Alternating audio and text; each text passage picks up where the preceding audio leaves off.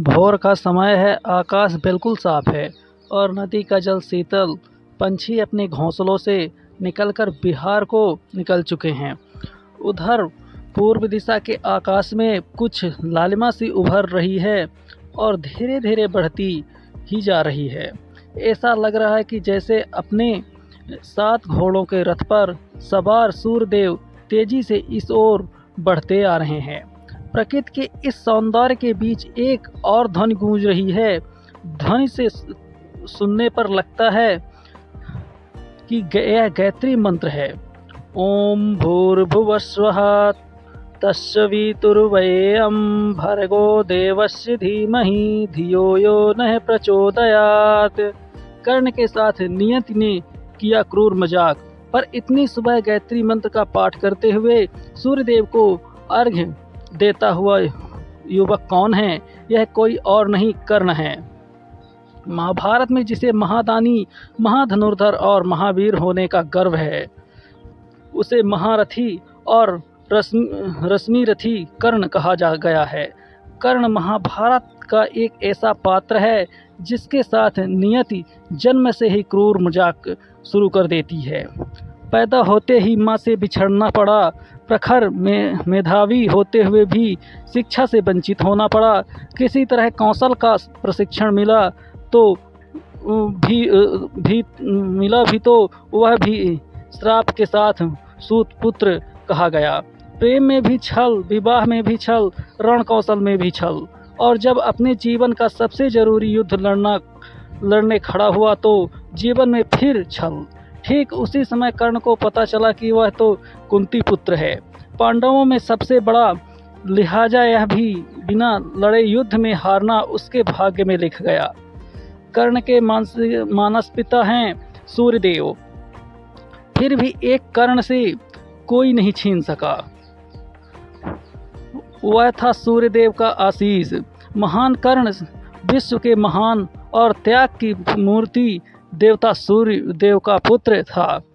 त्याग और दान का ये वरदान कर्ण को अपने पिता सूर्यदेव से ही मिला था, जो जीवन भर उसकी शक्ति बना रहा।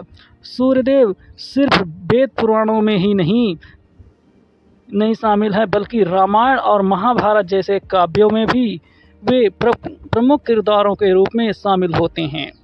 श्री राम का तो जन्म ही सूर्यवंश में हुआ था, तो वहीं महाभारत में वह कर्ण के मानस पिता के रूप में दिखाई देते हैं। कैसे हुआ कर्ण का जन्म, आइए जानते हैं। कुंती ने जब ऋषि दुर्वासा से देवोहित मंत्र पाया था तो सिर्फ परीक्षण करने के लिए उन्होंने सूर्यदेव को बुला लिया, लिहाजा उन्हें बिना विवाह के ही मां बनना पड़ा था। इसी लोकालाज के कारण माता कुंती ने अपनी पहली संतान कर्ण को जन्म के बाद ही मां गंगा में बहा दिया, जो कि बाद में दानवीर कर्ण के नाम से जाना गया। कर्ण के जन्म का रहस्य भी पिछले जन्म में सूर्य के एक वरदान में छिपा है। कर्ण का जन्म होना और जीवन भर यातनाएं भोगना भी उसके पूर्व जन्म का फल था।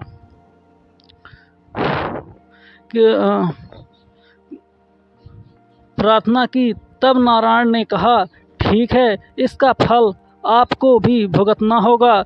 अब यह राक्षस आपके तेज से द्वापर में जन्म लेगा और यही कवच कुंडल तब भी इसके पास रहेंगे, लेकिन मृत्यु के समय काम नहीं आएंगे। कवच कुंडल के साथ जन्मा कर्ण वही राक्षस था, लेकिन इस युद्ध से ठीक पहले इंद्र उससे कवच कुंडल दान में मांग ले गए, लिहाजा कवच रहा नहीं और अर्जुन की रक्षा हो गई। वरदान के अनुसार अगर कर्ण अर्जुन कवच तोड़ देता तो उसकी भी मृत्यु हो जाती। वैसे सूर्यदेव ने भी कर्ण की रक्षा की बहुत कोशिश की थी। उन्हें पता था कि महाभारत में नारायण कृष्ण अवतार लेंगे और पांडवों की रक्षा करेंगे, इसलिए उन्होंने कर्ण को सबसे बड़े पांडव के रूप में भेजा था। लेकिन तुलसीदास ने रामचरितमानस में लिखा है, हो है वही जो राम रुचि राखा, पांडव बनकर जन्म लेने के बाद भी आखिरकार कर्ण युद्ध में मारा ही गया। यह कथा महाभारत के आदि पर्व और भागवत पुराण में कही जाती है, जहाँ कृष्ण अर्जुन के पूर्व जन्म के रहस्य को बताया गया है। अगर अमर रही कर्ण की दानवीरता, आइए जानते हैं कैसी है कर्ण की दानवीरता। कर्ण का अंत तो भले ही महाभारत में हो जाता है, लेकिन उसकी दानवीरता अमर रही, बल्कि महाभारत में हुए तमाम छल और नेगेटिव किरदारों में के खेमे में रहने के बावजूद कर्ण के चरित्र पर दाग नहीं लगे। महारथी कर्ण का हर रोज का नियम था कि वह प्रातःकाल माँ गंगा में जाकर स्नान करना, सूर्य देव को अर्घ्य देता था और पूजन की समाप्ति के तुरंत बाद जो भी उससे कुछ भी मांगता कर्ण बिना संकोच उसे वह दान दे देता था। कई बार यही नियम उसके खुद के लिए प्रतिकूल भी साबित हुआ, बल्कि जानते हुए भी कि नियम उसके प्रतिकूल है, लेकिन खुद जलकर सारे संसार को प्रकाशित करने वाले सूर्य का पुत्र कैसे अपने नियम से डिग जाता है। लिहाजा कर्ण ने भी कभी अपना नियम नहीं भंग किया। कहा, मुझे आपके कवच कुंडल चाहिए। ये सुनकर भी कर्ण जरा भी विचलित नहीं हुआ और सहर्ष ही उन्हें अपने शरीर से हटाकर देने के लिए तैयार हो गया।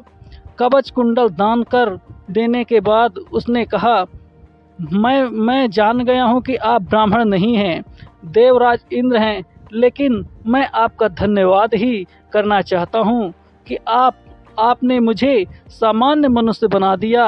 अब इतिहास और संसार यह नहीं कहेगा कि मैं अर्जुन से इसलिए जीत गया क्योंकि मेरे पास कवच कुंडल था। आपने मुझे समानता के पद पर ला दिया है। मैं ही था अपवाद, आज वह भी विभेद हरता हूँ। कवच छोड़ अपना शरीर सबके सामने करता हूँ। अच्छा किया कि आप मुझे समतल पर लाए और तनुत्र देवी मनुज सामान्य बनाने आए। अब ना कहेगा जगत, कर्ण को ईश्वरी भी बल था। जीता वह इसीलिए कि उसके पास कवच कुंडल था।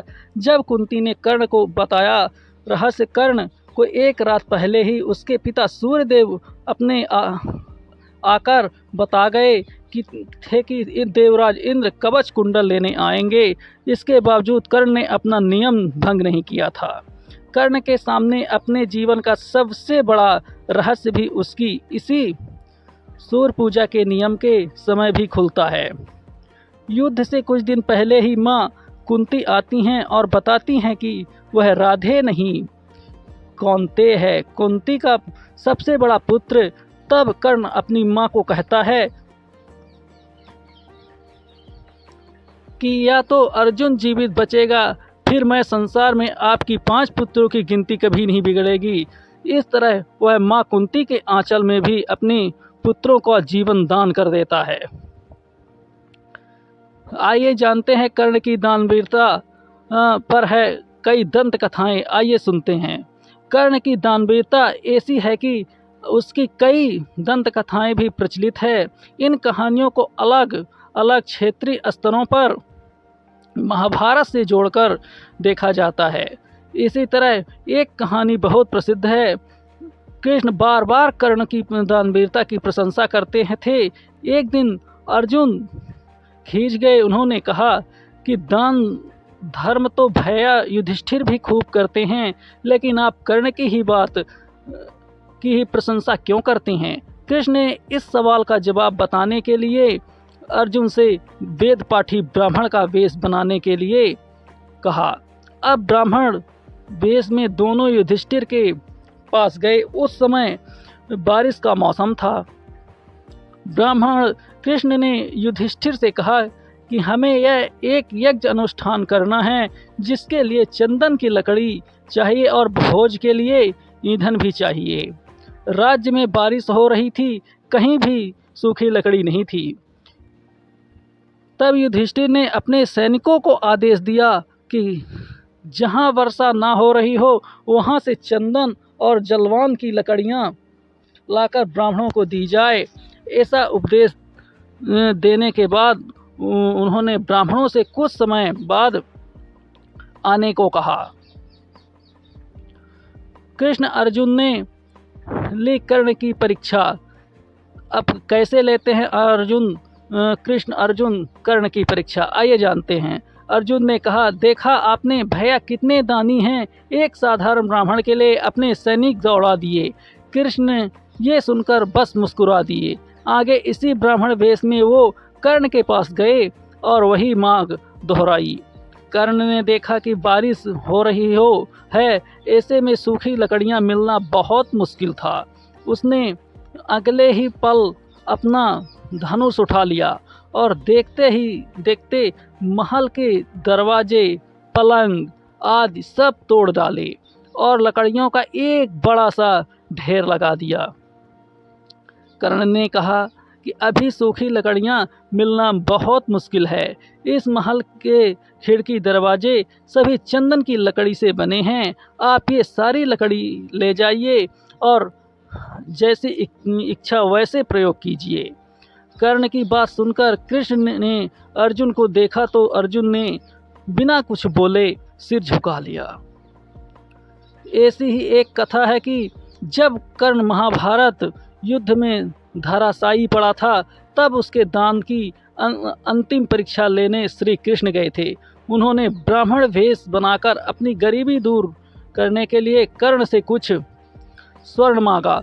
तब कर्ण ने मरते मरते भी अपना एक दांत उखाड़ दिया, जो कि सोने का था। कर्ण में था अपार बल। दानवीरता के साथ साथ कर्ण के बल की भी अपार सीमा थी। कर्ण अर्जुन युद्ध हो रहा था। अर्जुन अपने एक बाण से प्रहार से कर्ण के रथ का कोई हाथ पीछे धकेल देता था, जबकि कर्ण जब अर्जुन के रथ पर वार करता था तो वह 3-4 अंगुल पीछे जा पाता।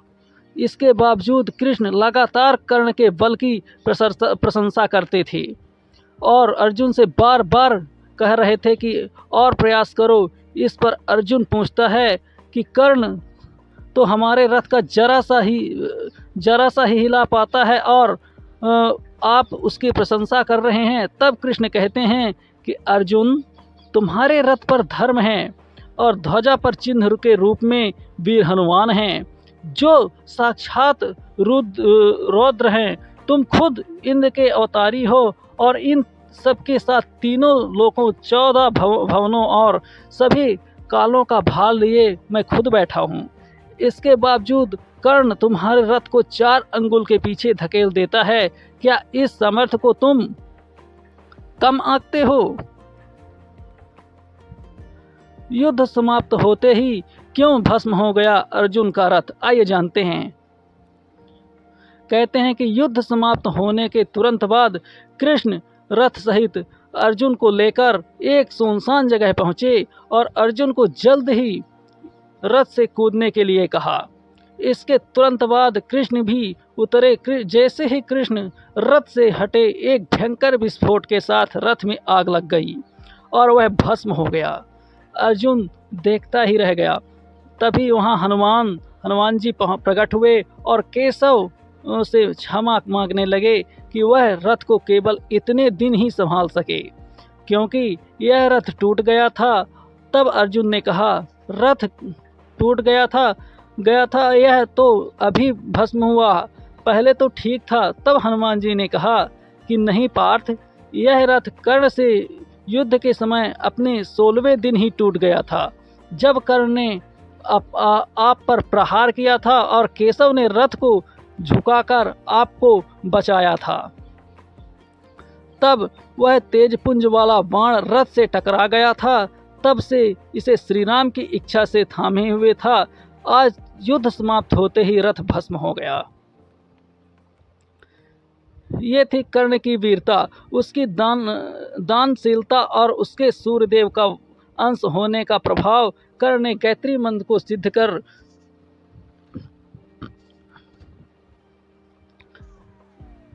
कर लिया था। देवी गायत्री का यह मंत्र असल में सूर्य देव का ही मंत्र है, जो हमें सतमार्ग पर चलने की प्रेरणा देता है। इस मंत्र को ऋषि विश्वामित्र ने प्रकट किया था और उन्होंने सूर्य देव की आभा में ही गायत्री देवी को पहचाना था।